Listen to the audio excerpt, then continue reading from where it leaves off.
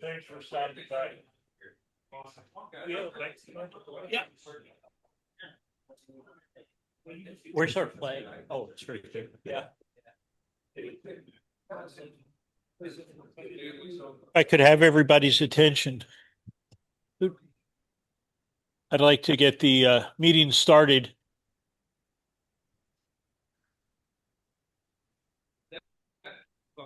This is the January edition of the San Diego DX Club meeting, and we'll start with Pledge of Allegiance. If everyone could take their lid off. And we'll have Dennis. Oh, yeah, that guy. Oh, there is that one. I pledge allegiance to the flag of the United States of America and to the republic for which it stands, one nation, under God, indivisible, liberty and justice for all. Let the play ball. Tonight we have an interesting talk given by Bruce Perrins, who is K6 Bravo Papa from the Bay Area. And let's see, is he here? Oh, yeah. Yeah, okay, I'm on. Good. Okay, great. Well, why don't you go ahead and introduce yourself? Welcome aboard to the San Diego DX Club. And we'll go from there and go ahead and give your talk. All right. So thanks very much for having me. I am, as he said, Bruce K6BP, and I'm probably known best in amateur radio circles as the founder of No Code International, which some people will like and some won't. And what happened was I decided we should end the code test, and I lobbied for it, and we actually got it done. And the nice thing about that is that more people use code on the air today than did back then. So everyone won. I am a computer programmer. I worked at Pixar for 12 years, 19 years in all in feature film. I am one of the founders also of the open source movement in software, and I wrote the rules for open source licensing, the open source definition. And that was another thing that was really successful. I guess I only get two, so those are the big ones. And so I guess you can start the video now because the rest of it speaks for itself. Thank you.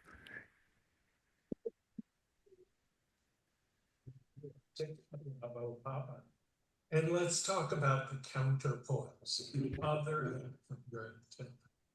This program came about because I couldn't understand how the nth and halfway intent could possibly work. It had this tiny dot, which was 0.05 wavelength, and I couldn't figure out how all the current could come back to that tiny bit. And this led me into a rabbit hole of learning about counterpoises and events. And then it turns out the PFHW antenna, but partly called the counterpoise, isn't really the counterpoise. We'll get into that later. There are 19, so I'll take questions after. He gets a lot harder than TCU accuracy. It's a big step to go from TCU. See if you can mic the slides better. Understanding of DCU accuracy, if that. RF is the ultimate AC. We're not going there today, but microwave is the ultimate RF, as shown by this radar PCB. All of the little squiggles are components, and in fact, they're inductors, capacitors, and mixer, all made out of PCB parts. So that shows just how complicated AC theory can get. Today we're going to start. So this is what we get. You can't force current through a one-terminal circuit. This is a fundamental. It has to be enclosed in open circuits, don't conduct electricity. There must always be two terminals, a current supply, a current return. Without both, no current flows. Then, how does your antenna work? So here's your coax that's feeding vertically from the center pin in the coax, and it's connected to a ground rod by the shield of the coax. And what is it between these two things that is returning the current? Because they're not connected. And antennas must always be two terminal circuits. Current flows from the transmitter to the antenna on the central conductor of the coax. Current must return from the antenna to the transmitter on the shield of the coax to complete the circuit. So what invisible thing completes the circuit? And if all of the current returns to the transmitter, how do we transmit anything? There's a third component connecting the antenna elements, and it's space-time. Hey, we're only in a few slides, and I'm getting spacey already. The two elements of a dipole illustrated here are connected to each other by space-time. So here we have the magnetic field in red, the electric field in blue, and the oscillating antenna current induces fields in space-time. And those oscillating fields induce current in the antenna. So that's how these two halves are connected, even though there's no wire between them. So how is space-time part of the antenna? You can think of space-time as an electronic component that is everywhere. Like a resistor or a capacitor, space-time has well-defined electrical properties that are useful in a circuit. And of course, this is my fantasy of a space-time component. Space-time is everywhere, so you don't have to solder it onto your PCB. Space-time has electrical properties. It has magnetic permeability, the ability to support a magnetic field that's related to inductance. It has electrical permissivity, the ability to support an electric field that's related to capacitance. It has a propagation speed, that's the speed of light. Wavelength comes from this. Wavelength is just space over time. It has an impedance. Space-time has an impedance of 377 ohms. So how do antennas really work? Radio waves don't just fly off of the antenna. The antenna creates fields, electrical and magnetic fields. The fields are in space-time. The two dipole and space-time and the transmitter and the feed line form a complete circuit. Current returns to the transmitter. So what do the fields do? Just as a moving magnet can induce electric current in a wire, changing magnetic fields induce electrical fields in space-time, and vice versa. The oscillating electric and magnetic fields sustain each other and can propagate over a great distance. That's what radio waves are. It's just these self-sustaining fields that keep each other going. We're going to talk about why some antennas aren't so good. A compromise antenna is always better than no antenna, but maybe it's not the best antenna you could have. You might make a better compromise if you understood antennas better, did more work, etc. Most ham antennas are too small, too low height to avoid ground loss, not matched to the frequency, have wires too thin, have a bad counterpoise, etc. These are the ways we counterpoise. But Compromises get you on the air. Waiting forever for the perfect antenna doesn't. You'll always hear from people who won contests with compromised antennas, so they must be good, right? There's varying theoretical knowledge and use of modeling and measuring procedures among antenna manufacturers. Some of them are really good. Some only do A/B testing, which can lead to self-deception and deceiving the customer unintentionally because there are just too many variables. And we'll talk about how to do measurement better. So what's a counterpoise?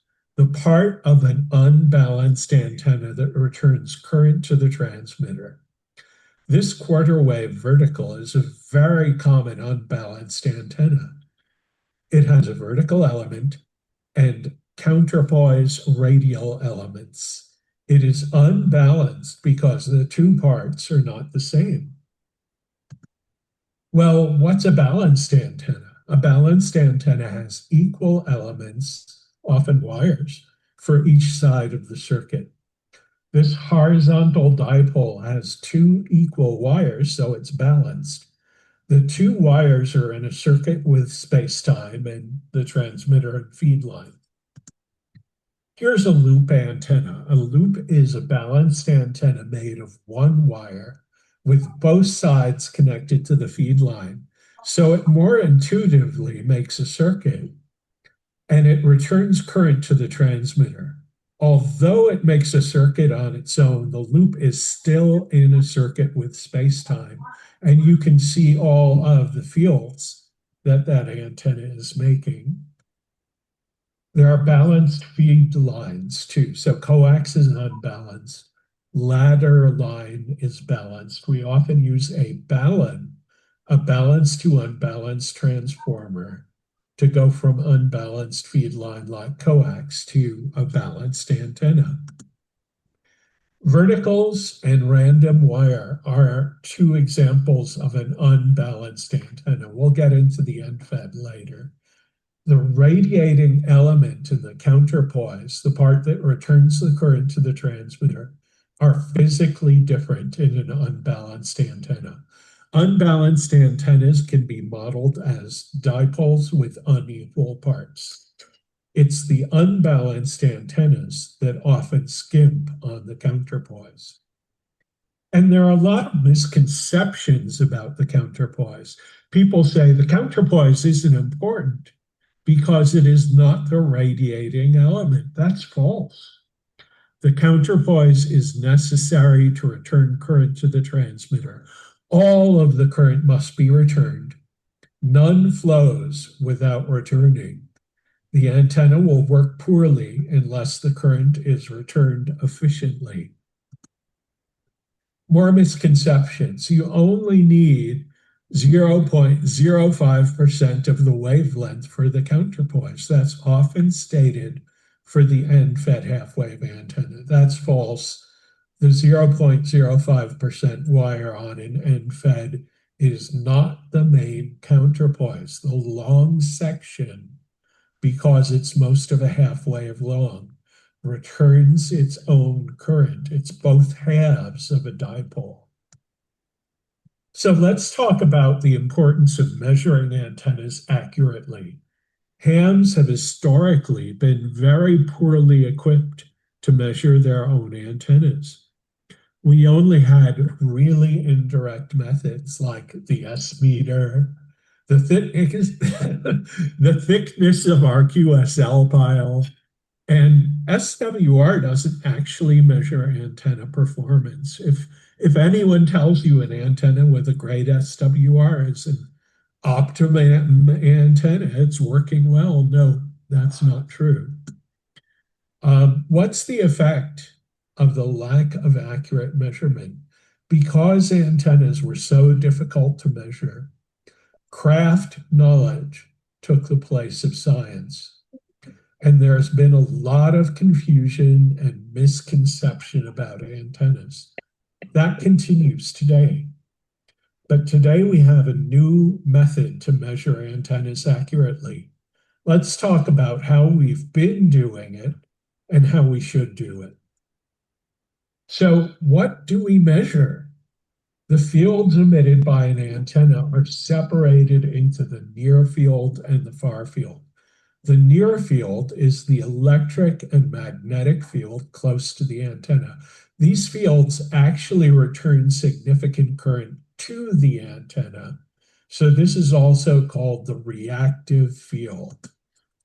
The far field is farther from the antenna, and the far field behaves as plane waves and better represents what happens at a much greater distance from the antenna. And the far field is also called the radiative field. To understand antenna performance, we must measure the far field. So here's the best I could get of a picture of the near field and the far field. The field shapes are not mathematically accurate.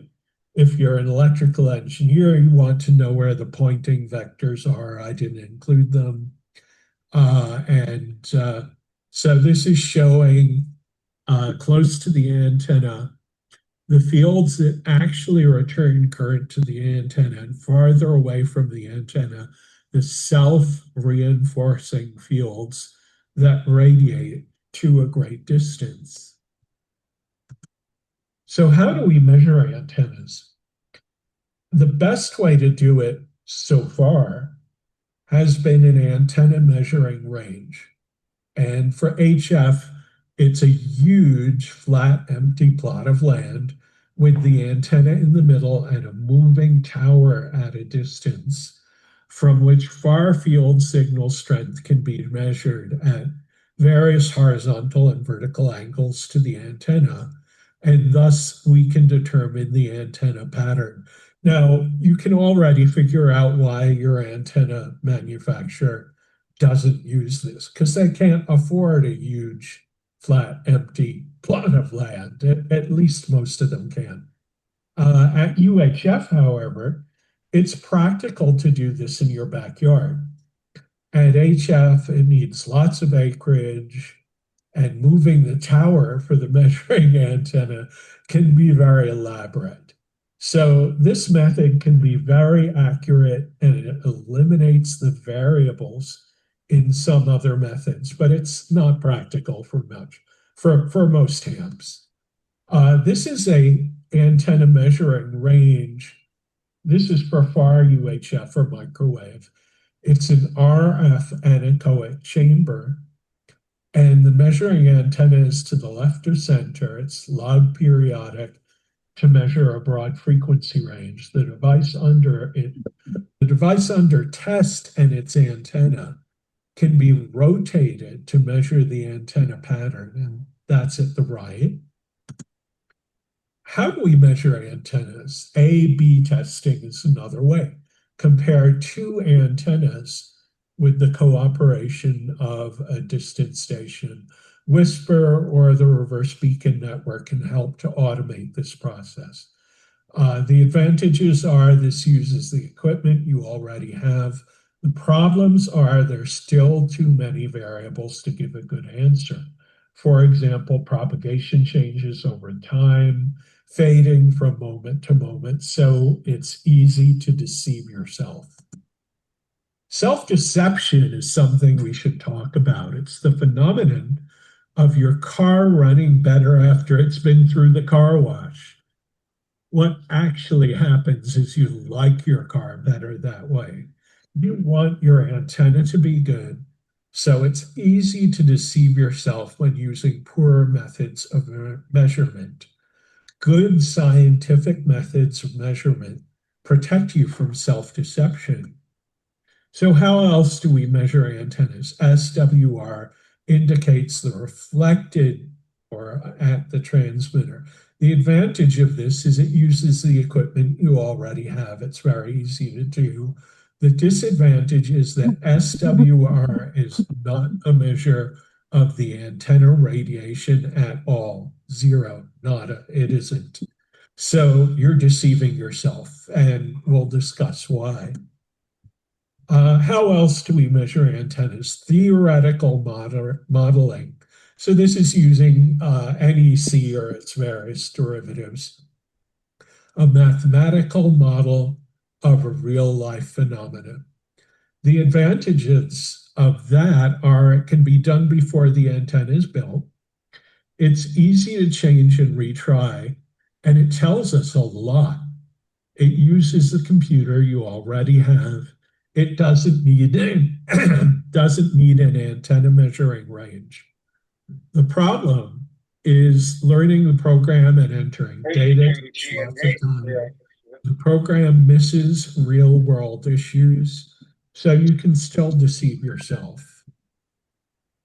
So here's the future of antenna measurement. It's airborne.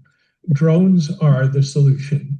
Programming a drone to fly to many points on a flattened hemisphere around the antenna and sampling the signal strength at each point is within the If reach. you're not giving the speech. With drones, we aren't guessing any longer. You should still model before building your antenna. So here's a commercial antenna testing drone. This is for frequencies we're not interested in. There are issues that we have to solve in using a drone for measurement. One is making a sampling antenna that works through a 90-degree change in angle, because we're going to measure 400 feet straight up and we're going to measure maybe 1,000 feet to one side. And maybe that means adding a servo to turn the sampling antenna. We need to manage electrical noise from the drone and the environment. We need to consider RFI to the drone, so use low power. We need to consider reflection from the environment, but this is a real world part of your antenna performance. And be aware of neighbors and regulation and the risk of losing the drone. The only accurate antenna measurement is radiated field strength at a distance, measuring the far field at many points to determine the antenna pattern. You only get this with a drone or a ridiculously expensive measuring range. Consider it like putting a thermometer in the refrigerator versus just going by how the food tastes. The goal is the food, but the thermometer helps you understand how you're getting there. So let's talk about radiation from your antenna and loss. Some of the power that goes to your antenna ends up as radiation, in other words, radio waves. This is the useful part. The rest ends up as loss. This becomes heat, although you probably never notice the heat. Where does loss come from? Mainly the ground. In an unbalanced antenna, so say a vertical antenna, the ground is almost always the main path for current return to the transmitter. And the soil has resistance, and it's part of the circuit, so power is lost there. A balanced antenna at a practical height for most hams will also radiate into the ground, so power is lost that way too. Let's talk about dipole height and loss. Most of our dipoles are way too low because we can't afford huge towers for them. A dipole 1/4 wavelength from the ground or less has the ground as a lossy reflecting element. It could be considered a 2-element beam pointing straight up, thus a sky heater. And you can see it's a decent NVIS antenna for contacting closer stations. Adding multiple parallel ground radials under that dipole would reduce the loss and make it a good NVIS antenna, but it would still mainly radiate straight up. Half wave high is better if NVIS isn't your goal. The higher you can get it, the more like a theoretical dipole it will perform. Let's talk about the kinds of loss in your antenna. Ground losses dominate. This varies with each installation, but 36 ohms resistance in returning current to the antenna isn't unusual. And for a quarter wave vertical, that's half the power. Half the power isn't even getting out of the antenna. Electrically short antennas are very lossy. The effective radiated power diminishes approximately with the square of the ratio of the element's electrical length to 1/4 wave, no matter how well you load it with your tuner. So a half size antenna is 1/4 as effective. That's for dipoles and verticals. For loops, a half size antenna is 1/16 as effective. The kinds of loss in your antenna are resistance losses because the wire or antenna element isn't a perfect conductor, and this is made worse by the skin effect because only the skin of the wire carries RF, not its whole diameter. So let's say we're working 10 meters, we have 100 feet of wire. 24 AWG would have 20 ohms resistance. That's pretty lossy. 12 AWG, a thicker wire, would have 5 ohms resistance.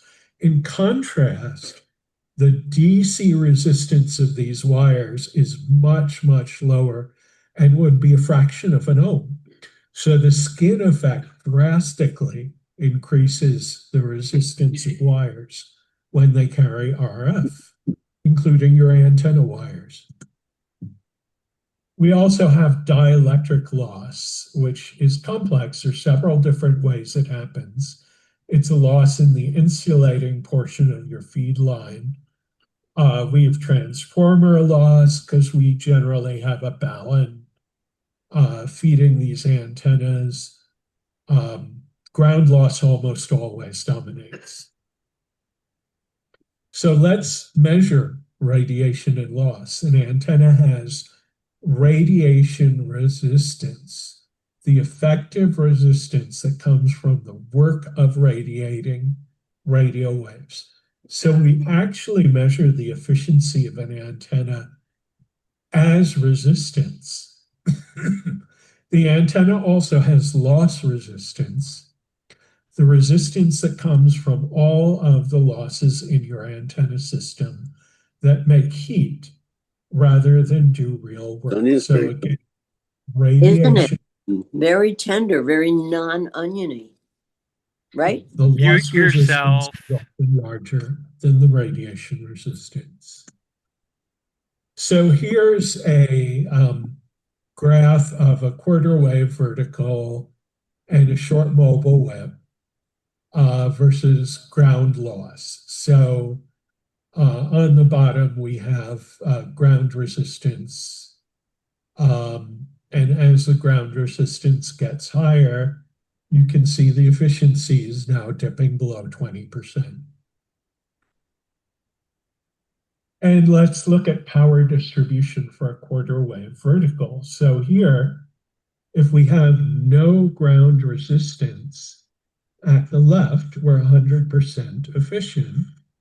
And the dotted line is heat loss. So we have no heat loss at the left. Now, as the ground loss resistance gets to 36 ohms, those two lines cross. So at 36 ohms, half of the power is going to heat, half of the power is going to be radiated. As the ground loss increases, we get down close to 20% efficiency again. So how do we measure radiation and loss? We generally do it through theoretical modeling. but we can derive it from accurate field strength measurements. And so here's our antenna on the right. The antenna can be looked at as two resistors, the radiation resistance and the loss resistance. And you can see the efficiency equation in the bottom right. So here's a real antenna circuit, and we're going to explain here why SWR does not tell you what's happening. So say this antenna has 36 ohms radiation resistance and 36 ohms loss resistance. So it's a vertical with a poor radial system.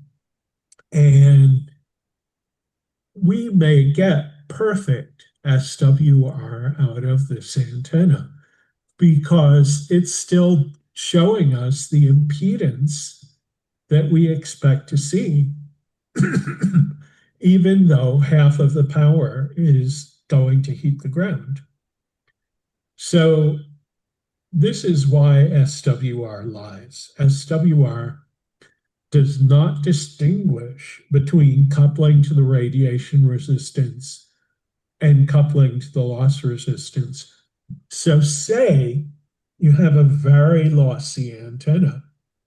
Well, that may have perfect SWR because you're coupling to the loss. And when you have antennas that are flat across a whole band, you start to get suspicious. You know, that's not how a real antenna performs. So am I coupling to the loss more than I am coupling to the radiation resistance of the antenna? So with a fixed antenna, the flatter the SWR is over a wide band, the more suspicion that you're mainly matching the loss. And here's the best example. A 52 ohm RF resistor is likely to have a perfect one-to-one SWR and not radiate much. I know there's somebody out there who hasn't worked all states on a light bulb. Impedance matching is important. It's just not radiation measurement. So this is why we need the counterpoise. We've been talking about the ground resistance and the loss of the ground and how we're just turning our power into heat. And the counterpoise helps us to reduce the ground loss, the resistance of the soil in returning current by replacing the soil with a more conductive wire. Reducing the loss resistance makes the radiation resistance most of the resistance in the circuit, and that increases the overall efficiency of the antenna. So the more radials, the longer, etc., the less the ground loss is going to be, the more efficient your antenna is going to be overall.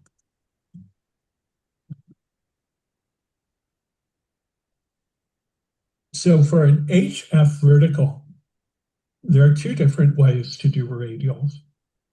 One is elevated radial. So this is 3 or 4 resonant wires per band you expect to operate. The other way is with ground radials, which are wires 1/4 wavelength or longer for the lowest band. The more the better. There's a diminishing improvement as you add more wires or make them longer, but it is an improvement. Automotive antennas almost all use the metal of the vehicle as a counterpoise.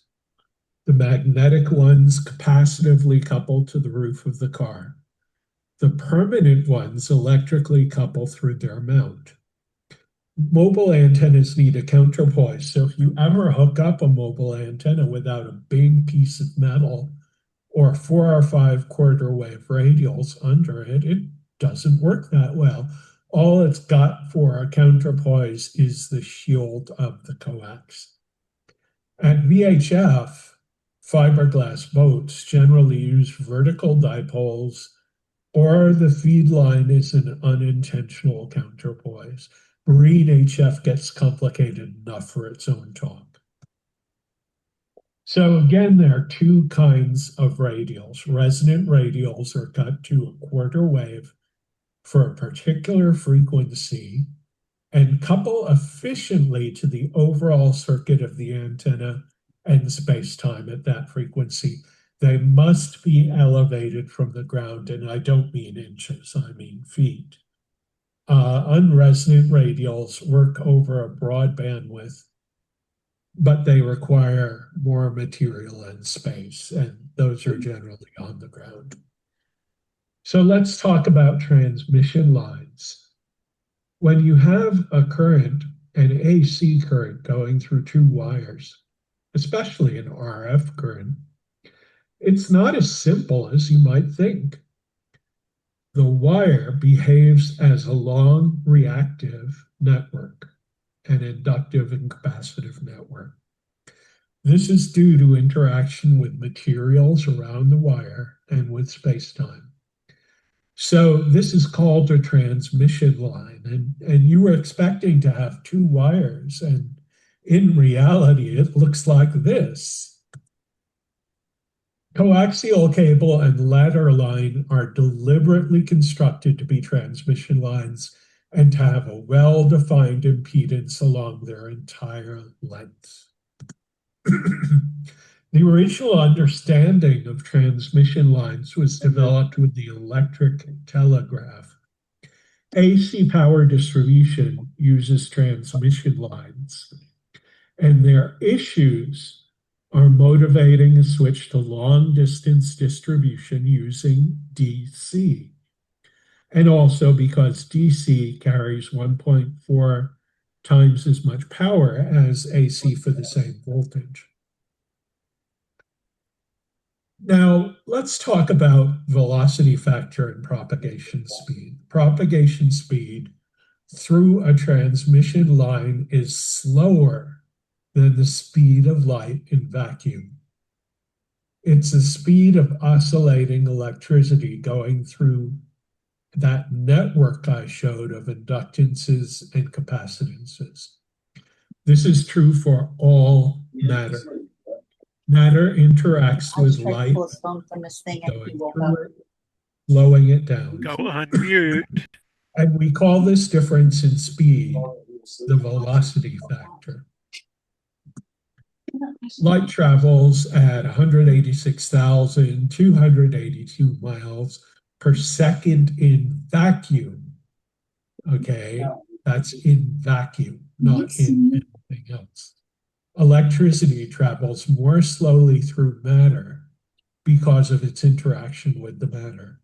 The difference is the velocity factor. Bare copper wire in air has a velocity factor of around 0.95. This affects the electrical length of the wire and the size you cut it to match a wavelength. So you will be cutting more radials and antenna wires to about 5% less than the actual wavelength because of the velocity factor. Ground radials will be electrically longer than the same wire in the air, as the effect of the ground is much stronger than the effect of air. And it really reduces the velocity factor of those radials. So an eighth wave radial on the ground may be electrically closer to 1/4 wave.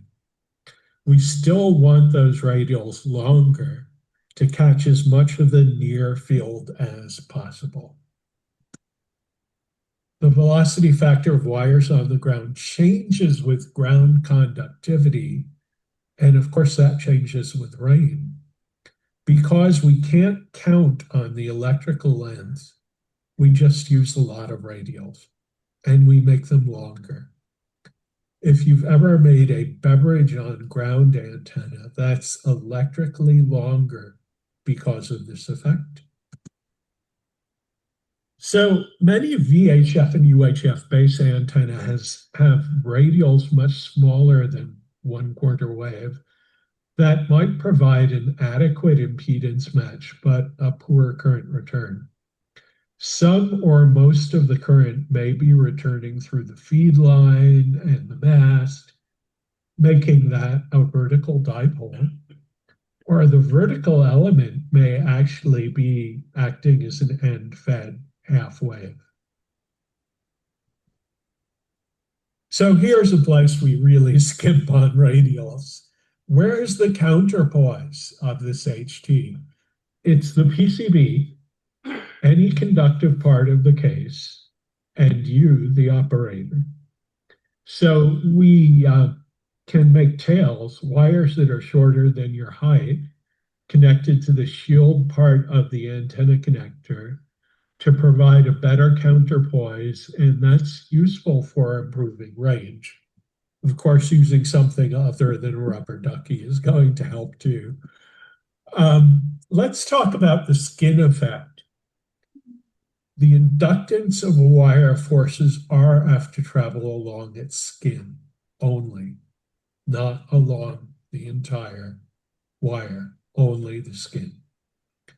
Common mode return current picked up by your feed line is on the outer skin of the coax. And if you've ever used a clip-on choke, it can stop that current because it has an inductive relationship with the outer skin of the coax. The return of current from the antenna is on the inner skin of the coax. A clip-on choke doesn't affect it. Because of the skin effect, the inner and outer skin of the coax are effectively two separate conductors. Of course, we connect them at the ends. So how does the end-fed half-wave antenna work? A half-wave dipole has maximum current, minimum voltage, and lowest impedance at the center, and maximum voltage, minimum current, and very high, theoretically infinite, impedance at the ends. A half-wave dipole is usually fed from the center and has an impedance of about 72 ohms there. But you can feed a dipole from any point along its length. Okay, you are used to feeding dipoles from the middle, but you don't have to. You can feed it from any point along its length. However, the impedance changes when you do. The radiation pattern of the dipole does not change substantially as you move the feed point, as long as you have a good choker transformer isolating the feed line. If you don't, the feed line radiates and the pattern is distorted. But let's assume you have a good choker transformer. Then even if you feed a dipole from some other place than the center, its radiation pattern does not change substantially. The impedance, however, changes a lot as the feed point moves. At the very end, it's a one-terminal circuit. Of course, you could connect ground or radials, but the feed point would then be between them instead of at the end. So the dipole current distribution is unchanged no matter where the feed point is. So at the left here, I have the feed point in the middle. The dotted lines are showing the voltage. The blue line is showing the current. Okay, now in the center, I've moved the feed point, that's the yellow dot, all the way to the right. Now it has a 200 ohm impedance instead of the 72 ohm impedance I had in the center on this left diagram. So the feed point is off center, but look, the voltage is the same, the current is the same. And now I move it all the way to the right. Well, this is theoretical. It's not physically possible, but I still have the same current and voltage. However, the impedance is around 2,500 ohms. And let's look at this interactively. So here's a program I had the AI make for me, and it's showing an impedance meter and the feed point of a half-wave dipole. So I'm starting out with the feed point in the center. There it is. And as it's in the center, the impedance is 72 ohms. And as I move it to the left, you can see the impedance climb. And as we get closer to the left side, it climbs precipitously. So here's a circuit for an end-fed half-wave antenna, and we have the infamous 0.05 wavelength, so-called counterpoise on the left. We have our matching transformer. You may not have a capacitor in yours there. We have the end-fed half-wavelength antenna on the right. Okay, so most of the wires on the right, only very short pieces on the left. So this is a dipole fed very close to one end. The short section is not really a counterpoise or much of a counterpoise at all. It is mainly a capacitor against ground so that the transformer works. The short and long section together act as a dipole, and thus about half of the long section is the current return for the other half of the long section. So the wire on the right is both the current source and the current sink. Most end-fed half-wave don't have the capacitor shown. They may have a different transformer. So here's the current distribution on the end-fed half-wave. So the box on the left here is our 49-to-1 unum transformer. We have a short counterpoise antenna to the left of that. And then to the right, we have this half-wave wire. And what we're showing is the blue portion here is the current source. And we're showing the current curve of it. It's truncated to fit the picture. And then we have the middle, and then we have the right. And so we have the return portion, same wire. Half of it is returning current, half of it is sourcing current. So that's how an end-fed half-wave actually works. Took me a long time to figure out. Antennas on lower bands than the fundamental frequency. Okay, so we've got our end-fed half-wave. It's 130 feet long. It's cut for 80 meters. We can use it on higher bands, but now we want to work 160. What's the best way to do that? Short the feed line and use the feed line and the antenna as a T antenna against any counterpoise that you have, or failing that, a ground rod. The feed line becomes part of the antenna. The shack RF may be severe. This is probably a better thing to use in the field. The more counterpoise wires you have on the ground, the better this is going to work. Let's talk about dipoles on higher bands than the fundamental frequency. Well, we have a controversy here because single band dipoles fed at their center have a reasonable impedance on odd harmonics of their fundamental frequency. So an 80-meter dipole doesn't have any useful harmonics on 40, 20, 10. Because those are all even harmonics. A 40-meter dipole has a third harmonic at 15 meters. So how do we get around this? The end-fed half wave gets around it. The G5RV also gets around it. The G5RV gets around it because the ladder line feed is part of the antenna on most bands. An off-center fed antenna of the right length can actually have a reasonable impedance on most HF amateur bands. And this is why the end-fed half wave can work well above its fundamental frequency when a dipole would not. A Wyndham is another example of a multiband off-center fed wire antenna. It's fed 1/3 of the way to one end. So how do we do multiband on a wire antenna? An off-center fed antenna works best with a tuner at the antenna so that there isn't loss on the feed line from the high SWR. The old MFJ remote tuners were good for this. New ones are coming out from other companies. The 130-foot end-fed half wave is resonant on the digital portion of 80 meters.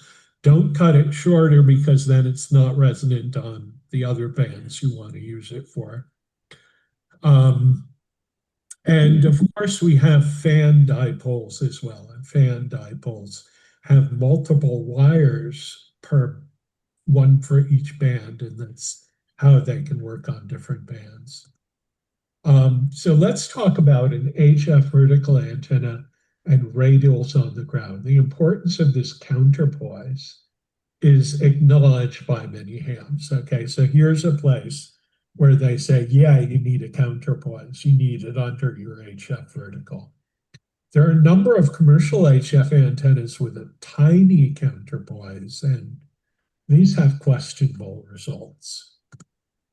So what is it about 120 radials? Once in a while, someone will say, well, you need 120 radials halfway long under your vertical. You really don't.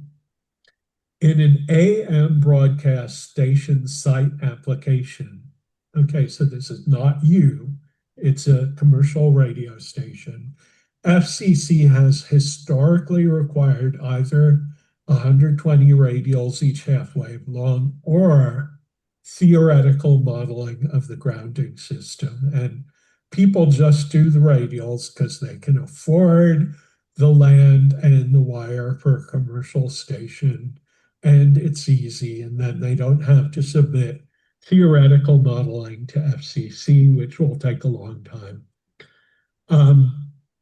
And this all originates in a 1937 technical paper and lives, it's getting close to a century later. So 120 half-wave radials is overkill for all but the most zealotly perfectionist of radio amateurs. So if you have that, you can be proud of your zealotly perfectionism. A length of half wave at the lowest expected frequency is considered good for amateur applications, for your radials on the ground. This is still 65 feet for 80 meters and 130-foot square lot. So compromise might be necessary. There is diminishing improvement with additional length, but there's still improvement. As the number of radials increase, there's diminishing improvement, but again, still improvement. 16 is a good minimum. You can feel good about 32. There isn't a limit. In contrast with on-ground radials, 3 or 4 elevated radials cut to resonance for each band you expect to operate are considered efficient. So if you can have the base of your vertical 8 feet high and all your radials coming off from that point, you can do it very efficiently with very few wires. Just keep them elevated along their entire length. So the counterpoise is important. It's as important as the part of the antenna you think of as the radiating element. And it takes part equally in making the radiation. Unfortunately, the counterpoise requires space and work, so it's often ignored to the ham's disadvantage.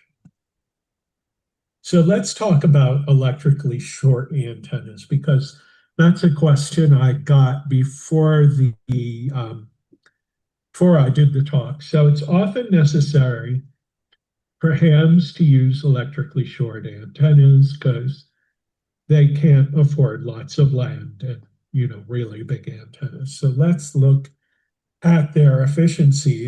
And so I've shown 3 compromise antennas. The best antenna is the one that gets you on the air. It beats waiting forever to get the optimum antenna. So some of you are going to go with a compromise antenna. We're going to make clear what the cost is. So what's an optimum antenna? So for this talk, I'm going to consider a DX Commander Signature 18 with a good radial field as the most efficient antenna the average ham could be expected to install. You can do better if you're an extreme ham and you have the money and time. And this has changed over time. It used to be a high tower was the best you could do, but a high tower requires a ton of concrete at the bottom. This doesn't. And it actually does, I think, a better job. So why a vertical as the most efficient? A dipole less than half wavelength above the ground will have its pattern distorted toward the vertical direction, and the towers required for 1/2 wavelength height, well, you might as well use them for a halfway vertical. They'd be larger and more expensive than the vertical and mounted in tons of concrete each. And the radiation angle of a vertical is actually very good. So why not do the vertical instead of the dipole? Well, the dipole is directional and the vertical isn't. That's one good reason. Unless you go with 2 or more verticals, then you can make them directional. But now you're an extreme ham. So why the DX Commander Signature 18? It's less than $1,000 and it comes with the radial wire and the gyro. It's 93% to full length on 80 meters. It's full length on 10 through 40. Its design is a fan vertical. There are separate wires for each band. There are no traps. It's resonant on all the bands you wire it for. No tuner required. Why the Signature 18? It can be kludged to work with 160 with a horizontal wire. There's no or very little concrete required, depending on the soil and what you can use as an anchor. The pole weight is only 18 pounds. The whole kit is 30 pounds. The low weight makes it easier to install and maintain. Not really easy. You're talking about a 30-pound thing that's 65 feet long. It's still going to require at least 2 people to raise it. And the user gets to decide what bands they wire that antenna for. And if they don't like it, they can take it down and change the wire. It's got issues though. You must install a good radial field. This antenna is pretty damn useless without a good radial field. It's 60 feet tall with guy wires. It's going to be visually not that nice. Mastrand has thinner, less visible guys. I do camo painting sometimes to blend with trees, etc. Man, I think Mastrand actually is camo guy rope. Um, you can't install this alone. In fact, it takes two people to twist the sections together and definitely to raise it. And it's all plastic. The components will die eventually. It's a good idea to paint the mast every few years and replace the shock cords that hold those wires. So what are the alternatives? Okay, so here are the things that you might do if you don't want a DX Commander Signature 18. So one is magnetic loop. It's an easy to use portable antenna. I was asked about the Gray Line Performance flagpole. It's got no radials. It mounts in concrete. You put a tuner at the base. If you're going to get this, they have an extension section and an optional whip section. Get them both, because the longer it is, the better it's going to work. And the other one, which I actually have one of these, it's not my only antenna, is the N6BT vertical dipole. And it's small and light. It's an easy homer field antenna. It's got no radials. And N6BT knows his stuff, but this is a compromise antenna. And he'll admit that it's right on 20 and 15. And sort of diminishing as you go to other bands. So antenna efficiency for dipoles and verticals increases with the square of the length, square second power. So a dipole or a vertical, half the optimum length for the band, is 1/4 as efficient.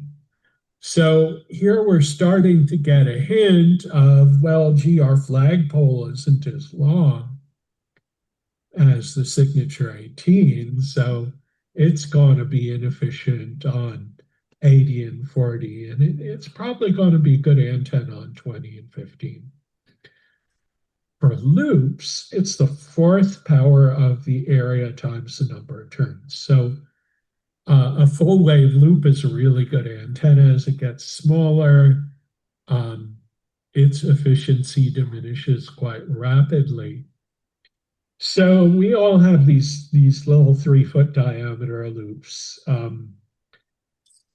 And let's think about how efficient that's going to be. Well, a one-turn loop, even half the optimum size for the band, is 1/16 as efficient. These have about 5% efficiency. No kidding. Still, lots of people work the world on one. I'm not saying don't get it. It's a good antenna. If you can't have something else, it's a great antenna to go to the field and operate very easily. It's just the fact that, you may start out QRP in the field, and this is making you even more QRP than a wire on a fiberglass kite pole, for example. Let's talk about commercially electrically short antennas. So again, they're pretty good on 15 and 20. And how does it change as you go to lower frequency bands? It's about 1/4 as good on 40. It's about 1/16 as good on 80. Okay, it's still going to work the world for you, just not as well as an optimum antenna. Don't let this stop you. Get the antenna that will get you on the air as soon as possible. Wires are cheap and easy, even if they're in the trees and not the optimum. Get the dream antenna when you can, if you ever can. So we're back to the counterpoise. Any antenna a ham is likely to encounter, other than the loop or dipole, will need a counterpoise. Compromise antennas tend to skimp on the counterpoise. in part because buyers think the radiating element is most important. It isn't. And that's the talk. I'm going to put the slides on my website, which is down as I write, as I record this, but we'll fix that. And this is how you can reach me. That's actually my cell phone. It won't ring when I'm asleep, don't worry. And my email. Thank you very much. It's been great talking with you. All right, I'll take questions if people can get up to the mic. Bruce, thanks very much. That was a very comprehensive talk. Yeah, it was. Hand the microphone around and see if anyone has any questions. I just had one quick question. You hit quite a number of different antennas. I wonder if you could briefly talk about the inverted L for 160 and 80.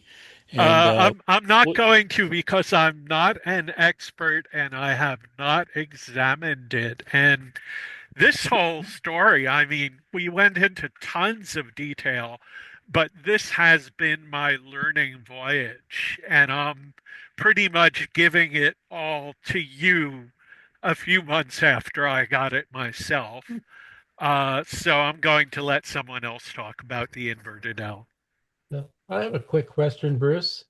Yeah. I'd seen some references about putting tuners on your radials to tune them to the band that you're about to operate on. Is that still still be a problem because you have a reduced amount of radial? Well, your tuner optimally goes at the antenna. So if we're talking about a vertical, at the base of the vertical, and it goes between the vertical element and the radials. And both the vertical element and the radials affect the impedance. So if you change the radial field, your tuner is going to end up making a different circuit to match that antenna. It doesn't really work to tune the radial separately.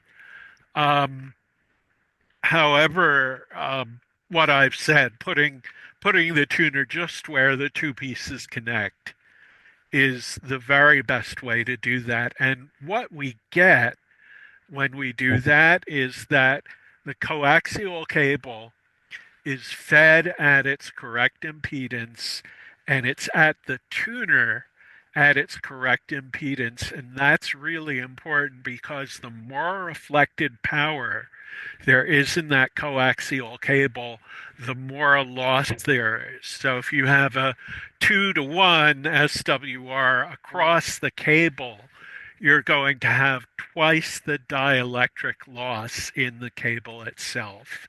And that's as far as I personally can take that question. Great. Excellent. Excellent answer. Thank you. Hey, Dennis N6KI, appreciate your talk.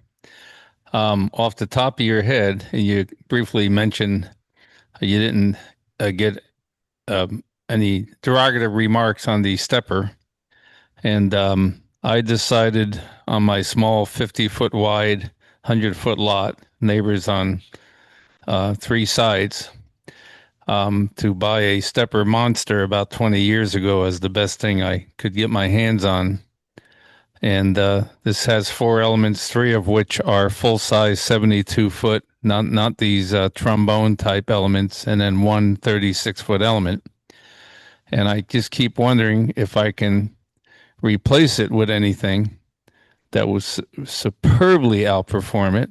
And I'm not that unhappy with its performance. And I love the ability to flip that antenna 180. And it just blows my mind that without optimizing the element spacing on the boom, that, this thing actually worked and does a heck of a job either in bidirectional or in reverse direction when, you probably lose an element when you do that of the 4, and you're not optimized as far as the element spacing. Is there any antenna that comes to the top of your head that can be put on a 70-foot tower that will grossly outperform this thing? Yeah, a log periodic. It's going to be really big and heavy. And there are commercial ones available. They're beautiful, but they're huge. And I mean, you might have to replace your tower because it can't handle I the can't. weight. No. No, you No. can't. And so it breaks my heart that you can't buy this antenna anymore. And what happened was Stepper changed hands a few times. Um, he sold it to his brother. His brother didn't Yeah. manage the business well, and he had to No, take his it brother back. very bad. Yeah. And as a result, they lost money and they never really recovered. And now they're not in the amateur business anymore. And as far as I can No. tell, when they left, they might have had 3 employees. Yeah. So, you know, that one breaks my heart. The other one that breaks my heart is MFJ because Martin, in the end, couldn't get anyone to give him what he wanted for that business. And I think he owned land and buildings, and he just decided to take the profit from that and shut down the business. So I actually have a high tower that I can't get parts for because of that. And I have a little message to entrepreneurs. If you're going to do that when you retire, don't buy 6 ham companies just to put them out of business Yeah. at the end. But unfortunately, I think that you're only going to be satisfied by a new entrepreneur coming into this business. Losing the internet. Um, Oh, the speaker died up front. Oh, did something happen? Can Yeah. you not hear me? Hang on, guys. We have a technical issue. Oh, the battery went down. All right. Can you hear me? We hear you fine. Oh, Yeah, okay. at 10 hours. Can you guys hear me in the room? Those are Chinese. No, I think they're not hearing you in the room. PA battery died. Well, I'm going to read the chat. Okay, well, if they want to do anything on the chat, I can talk to them that way. But that probably ends the Q&A. It'll have power in a second. Oh, okay. You got to plug it in and turn it on. We're relying on the grid again.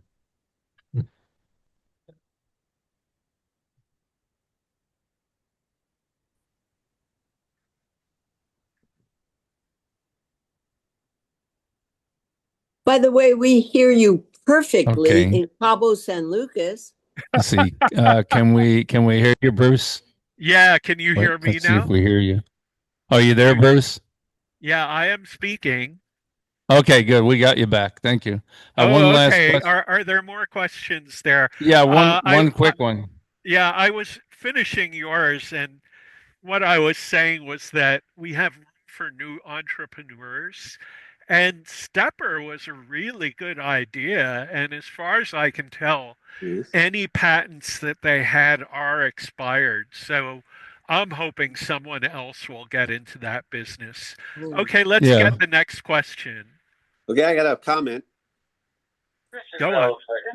So I agree with you on. Hello. Hello. I think they just cut the recording. Anyway, I have a good opinion of your log periodic antenna because they have a log periodic. I think it's a Telrex in station we operate a few contests from, ZF1A in Cayman.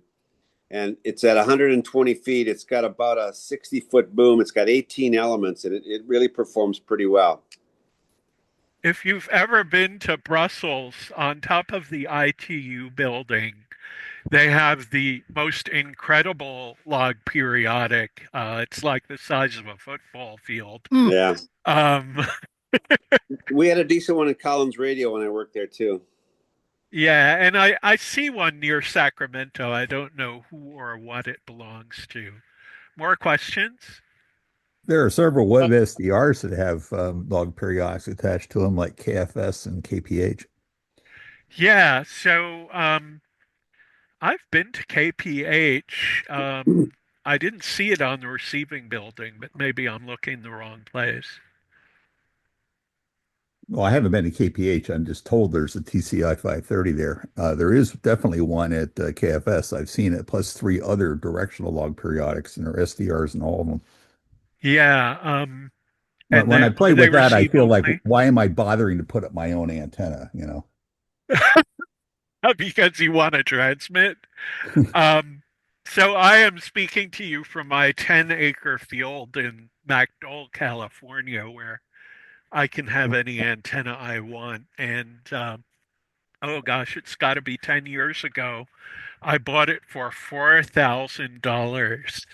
And bargains like that are still available. It's got Starlink, it's got better internet than my home, and it's got solar power, and it doesn't have my wife living here, so it can be as ugly as I want.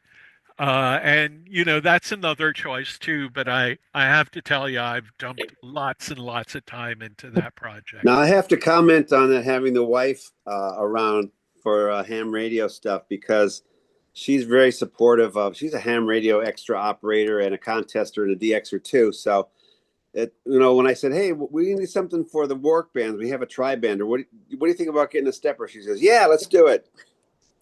That's pretty good. I'm keeping the wife, but I haven't got her to be a ham yet. More questions, please. Steve Handrop, K6RSH extra here in San Diego. I've used R5s, R7s, and all kinds of military antennas. I've got a B&W 90, and I've made my own 40-meter verticals and horizontals. So my question to you is, I think I've already answered the question right at the top, because I was trying to do a 160 vertical or any kind of antenna, and I don't have the real estate for it.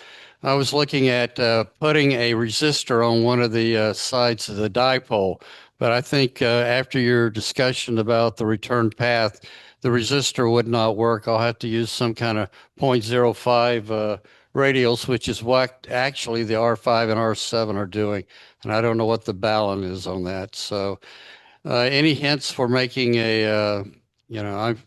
I'm going to make another antenna. I've got two tall palm trees.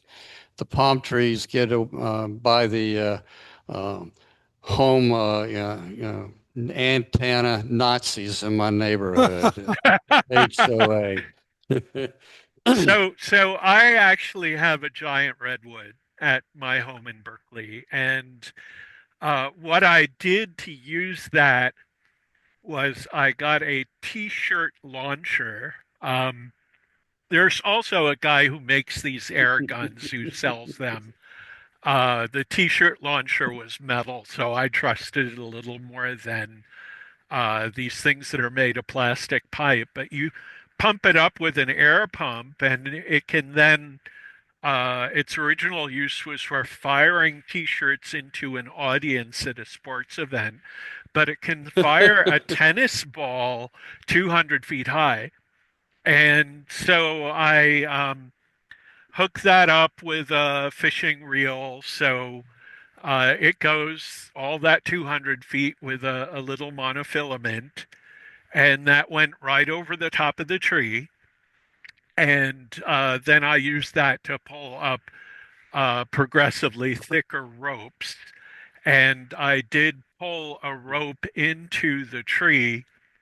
I'm sorry, I pulled an antenna up to the tree, and what I have is the antenna actually stops some feet from the tree because uh, I I don't want to catch it fire, and I don't want to have it become a conductor and change the antenna pattern. I got kind of spotty results with mine because it was too close to the house. And I ended up um, converting all of the Ethernet cables to um, the Cat 7 and Cat 8 and doing lots of other things to remove interference from the house. But all of the appliances are really awful. And of course, FCC doesn't care. It's not like Germany or somewhere where they actually suppress RF from appliances. Um, and so for me, the real revelation was taking my QRP rig in a little loop and just walking away from the house and realizing how much of the local interference was my own creation.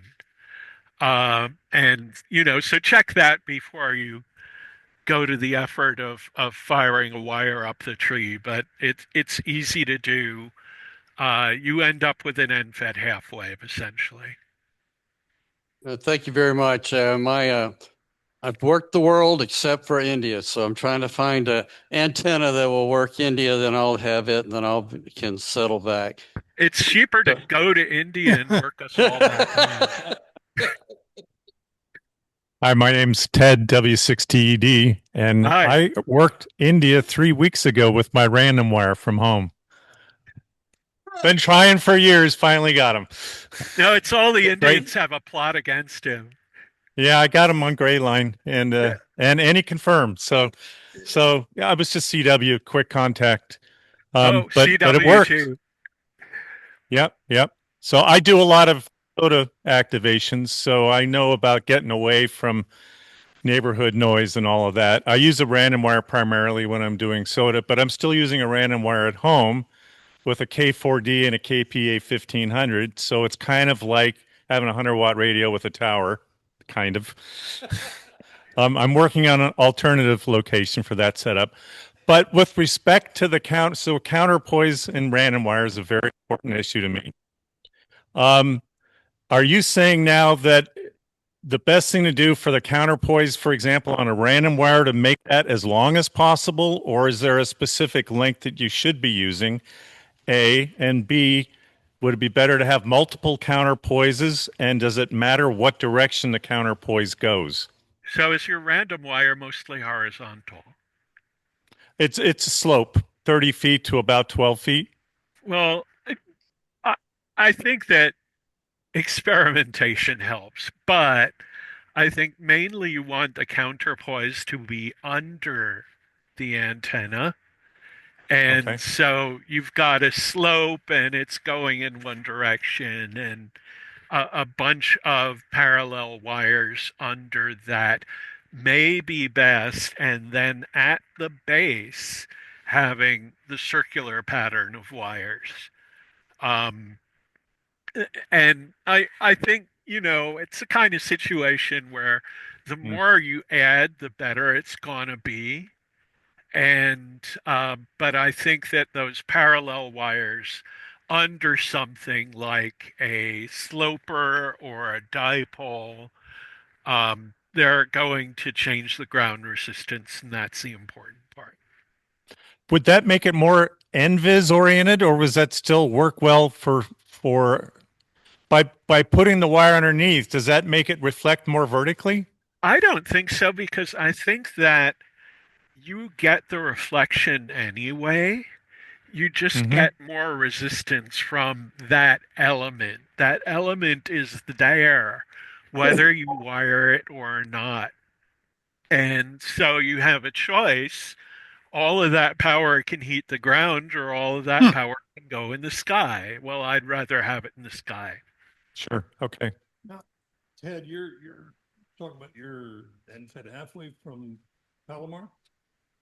Yeah, well, it's not from Palomar anymore, but the wire might be. I'm using Ballon Designs 9-to-1 and a current common mode back at the radio.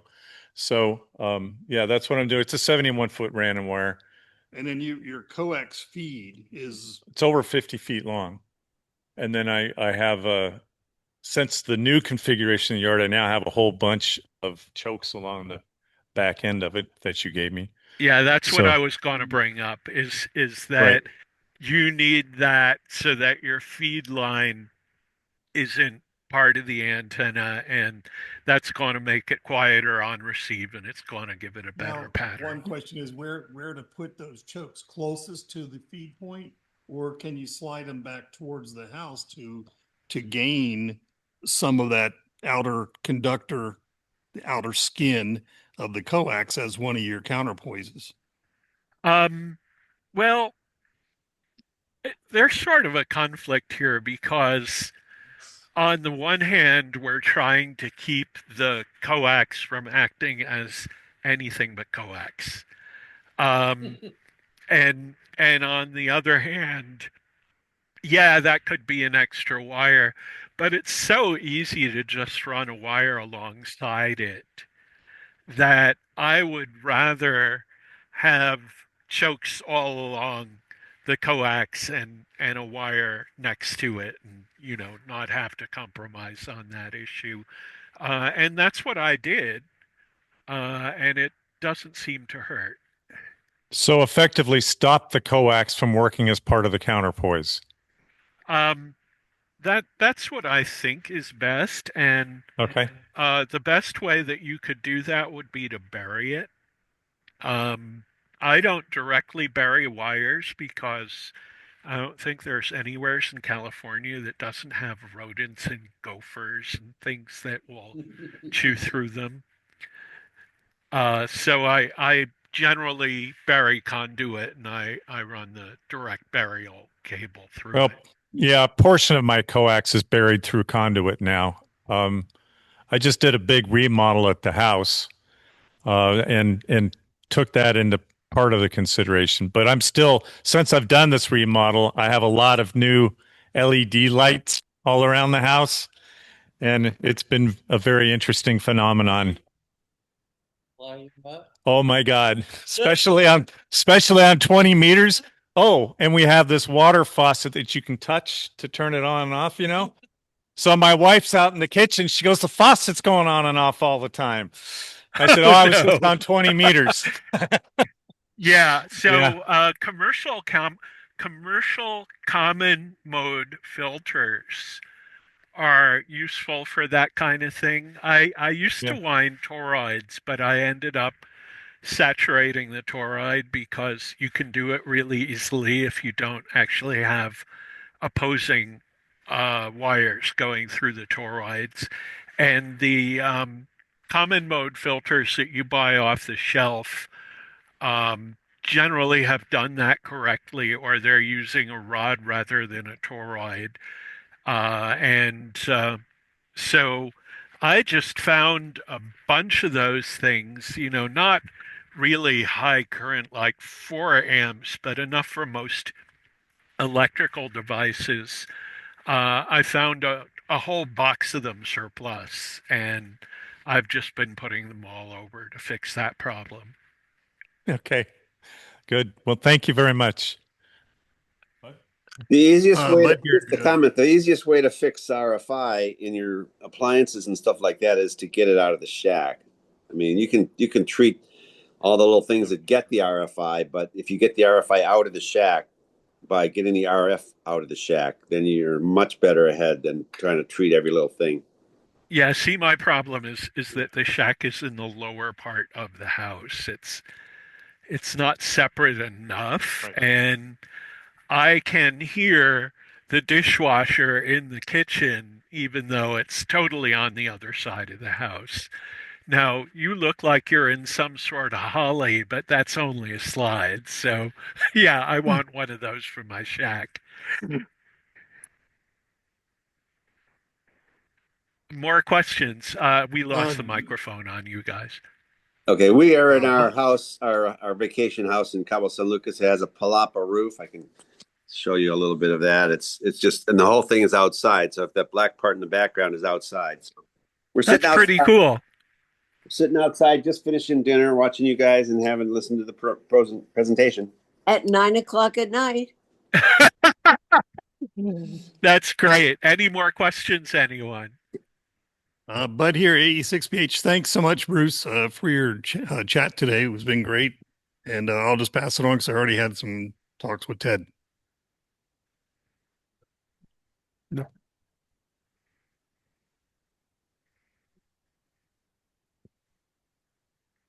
I can't hear.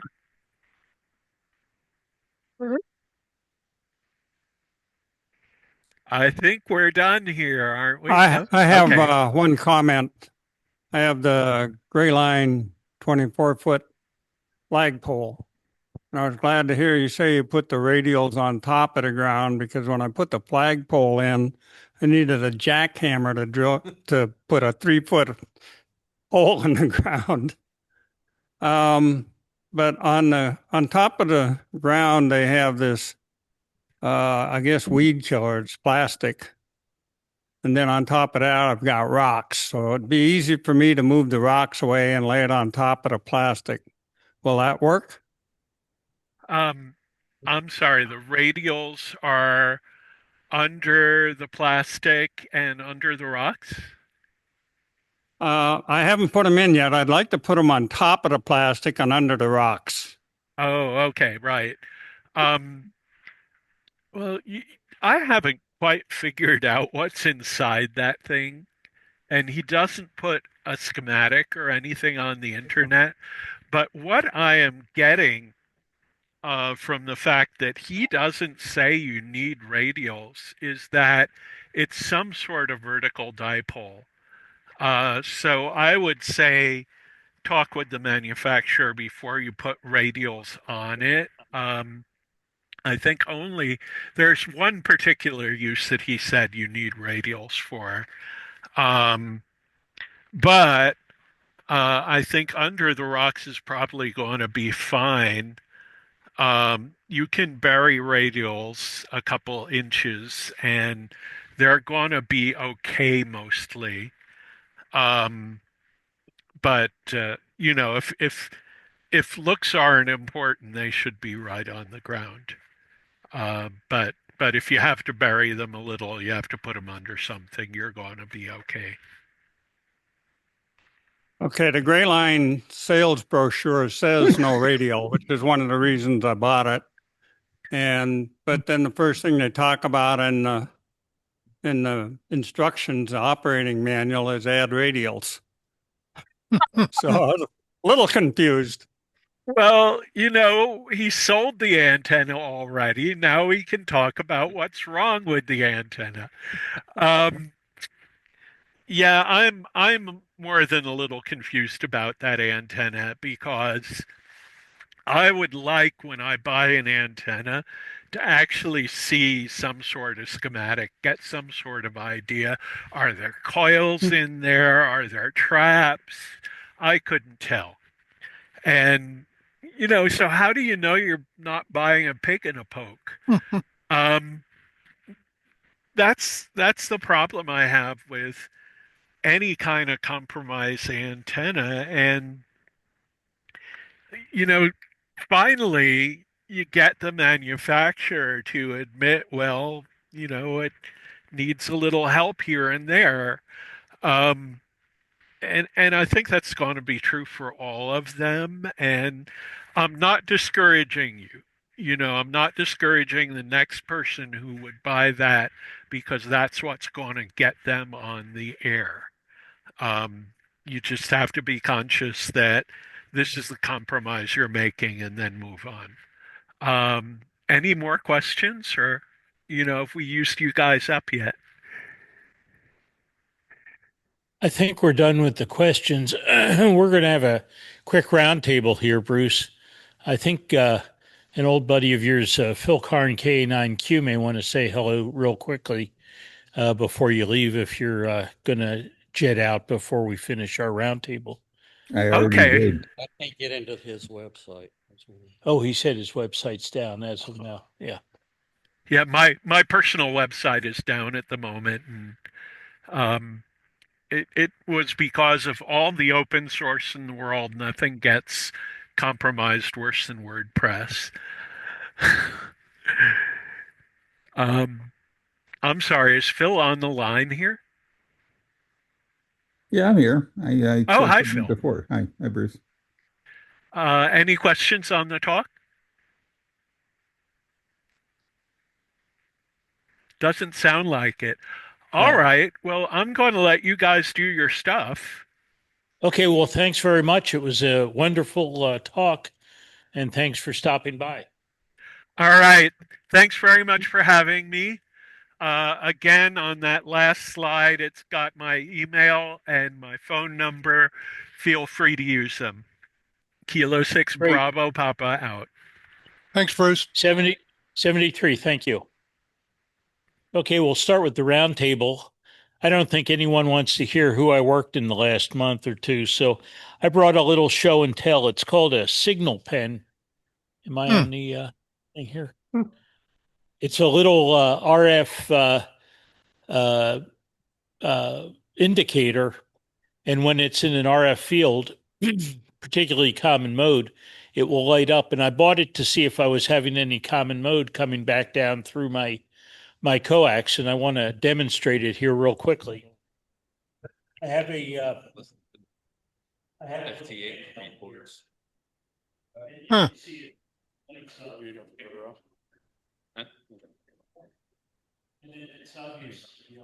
Yeah, just polarization.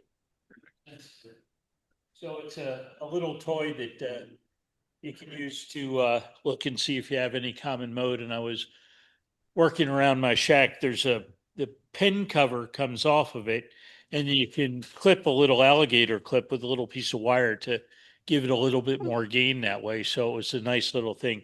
For the people here, I'll pass it around so they all can look at it. And all I have. Up to you, Dennis. pass it with the mic. Want to pass the pen with the mic? Hi, Dennis, N6KI. Nothing exciting or new.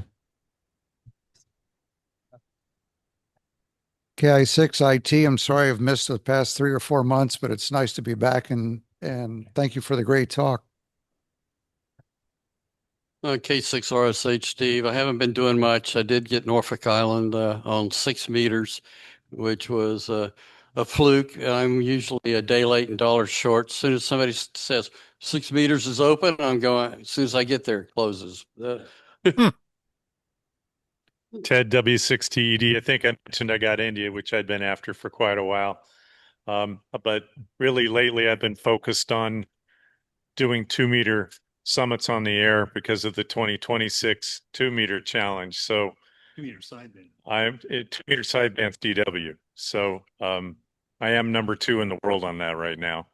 So, but that's because we're in a great geographical area for that. And Bud's been chasing me every time I've been out this month. Yeah. So, yep. Anyway, that's about it.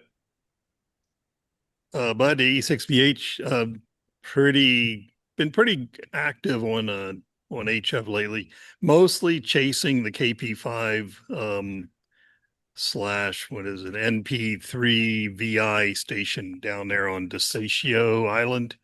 And man, the pileups on that thing have been intense and just nonstop for the whole month. And you just got to get on and call and call and call and call and call and call and hope that somewhere he's going to eventually see you in the waterfall and reply. And it's just as bad on CW as it is on FT8.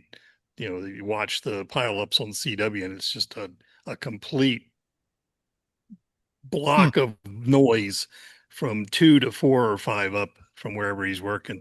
And it's if you get him, it's just a miracle of happenstance is all I can figure. But I have managed to catch him in like 3 band slots. So that's good. And 6 PTF, nothing really to report this past couple months. AG6KA, I haven't been on HF lately, but this past January 5th, I had my final surgery.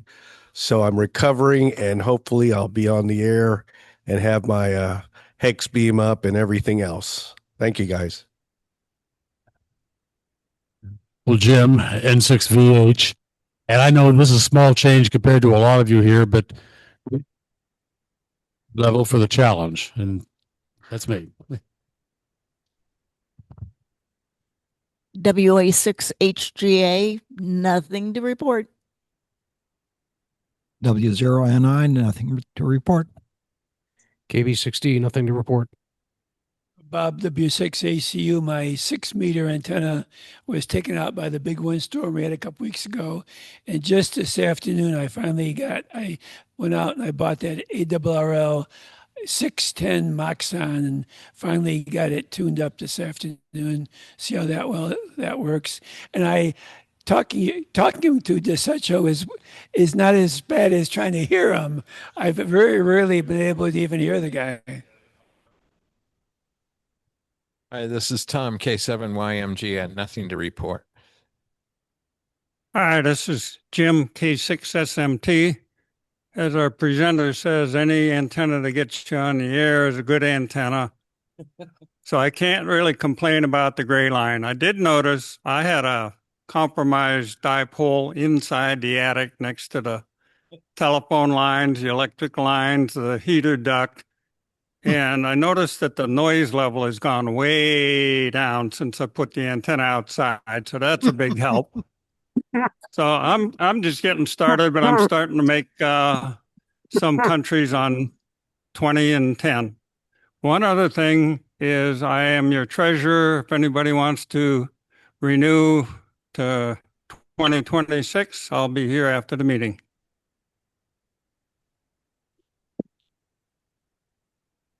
And Jerry W6 Callion, my G5, suddenly I wasn't hearing so well, and I took a look at the G5 RV. The twin lead antenna decided to depart. So that's next agenda. Thank you.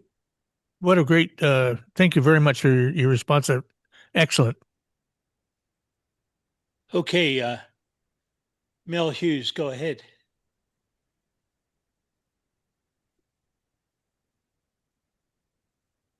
Mel, you're muted. There we go. Got to figure out how it works. Well, this is my first meeting at the San Diego Club in a very long time, so I enjoyed the presentation. Had a little trouble logging on, but we finally got it by entering the logon link manually, because when I copied it in, it didn't work real well. Anyway, managed to get here.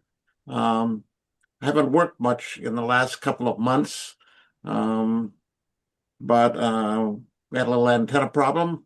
Got rid of my stepper and have a smaller antenna up, and just getting it on the air. So we'll try to get more active over the next few months.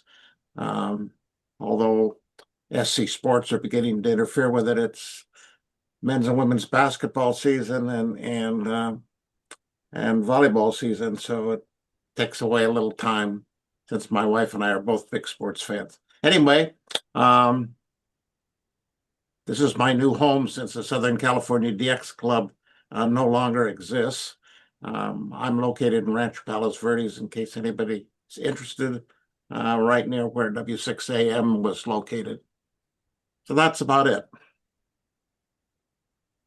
Great. Well, welcome to the San Diego DX Club, and we hope maybe you can come down for the bash in July this year. It's going Looking forward to it. Yeah, good. Russ, K5OA, you're up next. Thank you very much. First of all, I thought I'd report that I've been doing this for 60 years. I used to wait 2 years for a QSL card, but the KP5, I worked them in 20 minutes. I had it approved on ARRL, and I submitted for 330 on CW. That is quite a difference in the way QSL works today versus when I started. So I give them a lot of credit. You know, they're live streaming every contact. If you dupe them, there's a problem because they are certainly telling you if you work them or not. And unfortunately, I've been chasing Larry, K6RO, and I just can't catch that man. He's one ahead of me, and I'm working at it. So, but I dismantled my station. I gave it to the local club, and now I totally work remote. Thank you for inviting me tonight. I did send you my dues, so I hope I'm okay. Great. Well, welcome aboard, and it sure has changed, but there's something about holding the QSL card in your hand that can't be beat. Brian, go ahead and welcome from Texas. I've got nothing really to report radio-wise, other than for the first time in my life, I've been shoveling snow and ice. Being pretty much a native Californian, this is an experience for me. Last year we had just a little bit, but this year we had to get stuff out of the way. So that was new for me. And but radio-wise, nothing new to report. Great. Well, welcome and stay well and avoid that snow and ice. That's real dangerous at our age. Mike and Gail, you're next. You're up next.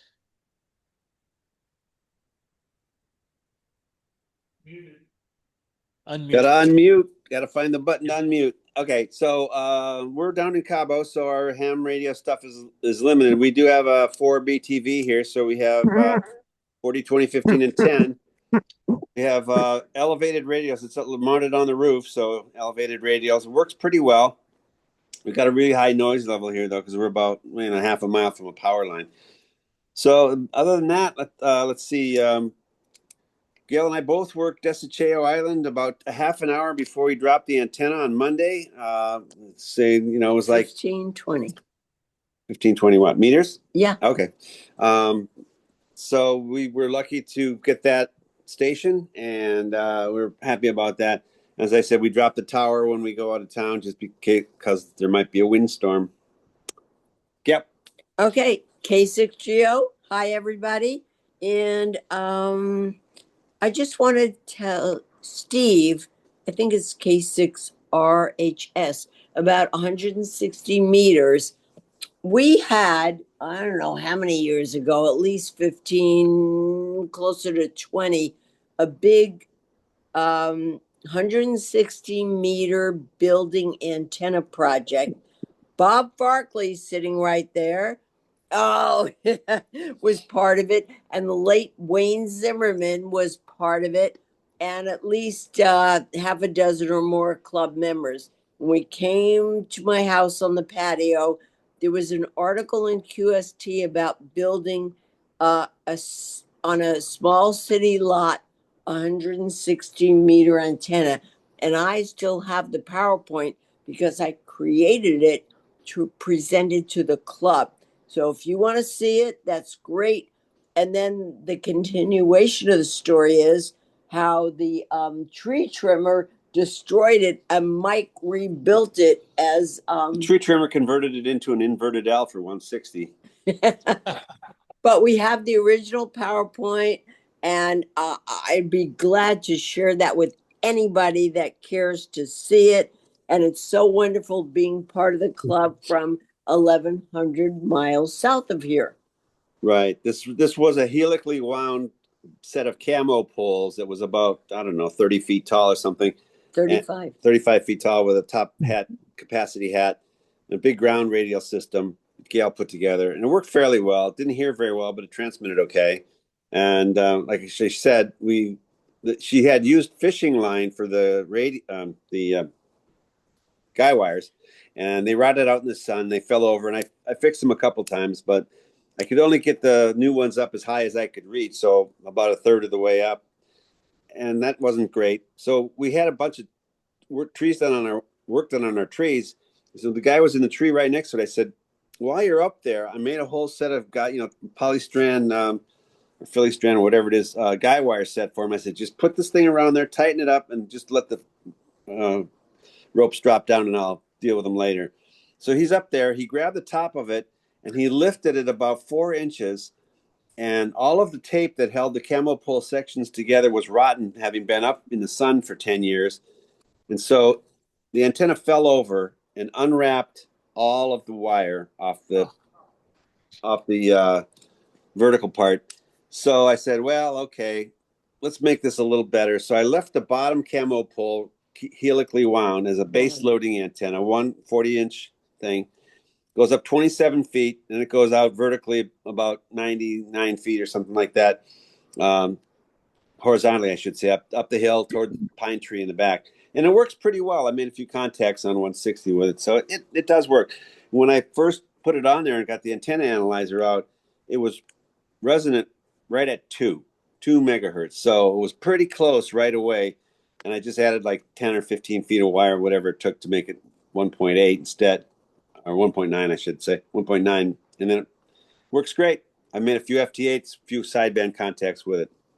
So I'm just going to add, when you get to Farkley, I know you're going to comment on this, so I can't wait to hear what you have to say. And it was a great group project, and that's what this club is all about. Great. Well, thanks for stopping by. Bob, you're up next, K9 RHY. Hi, this is Bob, K9RHY. Really no news, but I do remember that antenna project, and I still have some pictures of that put away somewhere. That was a lot of fun. We wound that thing by hand. And I remember just mile after mile after mile, it seems a wire going round and round and round. That was terrific. On the link that was sent out for the meeting, it didn't work for me, but the link in the bulletin worked fine to get into the Zoom presentation. So I'm glad to be able to join in and just happy to say hello to everybody again. So Happy New Year, everyone. Bob, was it the credentials or the link that you used to get It was, in? I don't know. When I clicked on the link, it took me to a reset up Zoom for some reason. And then it asked me for credentials, and I didn't have them handy. So I went and I pulled up a copy of the bulletin, and I clicked on the link that I had published in the bulletin, and it came up right away. So Okay, good. Well, Happy New Year, and thanks for stopping by. Sure. Stay warm. Chuck, you're up next. Can you hear me? Yes, sir. Loud and clear. Hi, I'm Chuck Wood, WD6APP, and I'm in a hospital bed right now. And so consequently, anyhow, I lost my ability to walk. It's a muscle thing. So I decided that I wanted to get my code speed up. I am a coded extra, but I'm just barely a coded extra, and I really want to go and get my code speed up. So I just bought a ICOM 7300 Pro Max or whatever it was, and we're setting up, going to be setting up an antenna. And I was interested in that the part of this that talked about the Ballon and the counterpoise and stuff like that. So, but my main interest is getting my code speed up. I'd like to get up to about 30 words a minute. I don't know if that's going to happen, but I'm going to sure try. So I'm just putting everything together, putting it by my hospital bed, which is in my in the house that I'm living in, and that's about it. So I thought he did a great job. He was the guy was real upfront, and I actually picked up some good information from it. So that's about it. Thank you. Great. Well, thanks for stopping by, and stay well. Phil, you're up. KA9Q. Go ahead. No, I'll pass. I just came by to hear Bruce talk. Okay, good. Well, have a good evening. Robert Typhone. Oh.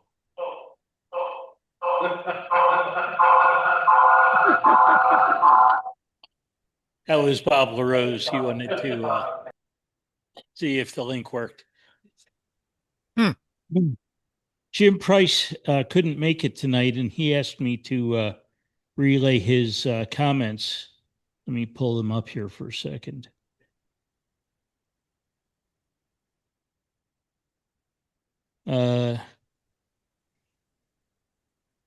He said he made 4 QSOs with the KP5 group.